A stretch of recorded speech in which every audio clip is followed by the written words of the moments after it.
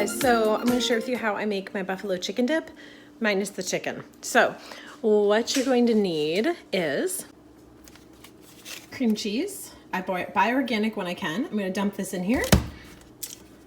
Sour cream. I'm going to dump it in.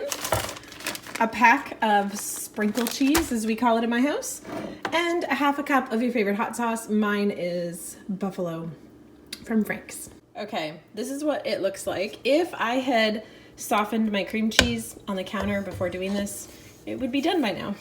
So I just add the hot sauce, the sour cream, and the cream cheese, and it just takes a few minutes for the cream cheese to kind of soften. And I'm gonna add the cheese here in a minute.